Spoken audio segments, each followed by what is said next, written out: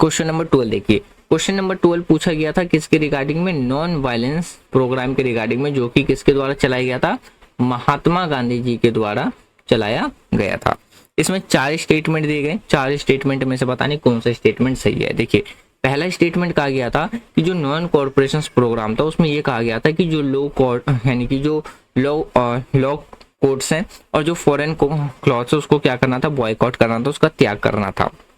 दूसरा, जो भी इसमें स्ट्राइक की बात रखी गई थी वो क्या होना चाहिए, नॉन वायलेंस होना चाहिए। तीसरा, कहा गया था कि जो भी रेटिशंस ऑफ टाइटल्स है और हार्मोन्स है उसको बिना छोड़े ही क्या करना है,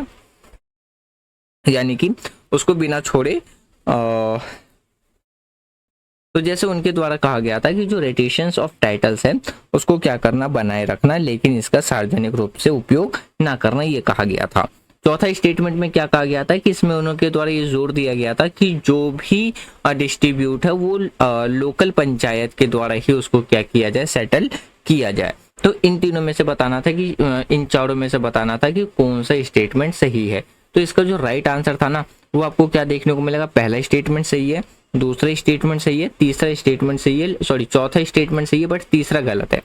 तीसरा क्यों गलत है ये समझिए। देखिए आंदोलन का जो एक बड़ा हिस्सा था वो क्या थी, जो भी गवर्नमेंट जॉब से टाइटल्स थी उसको पूरी तरीके से क्या करना था, छोड़ देना था,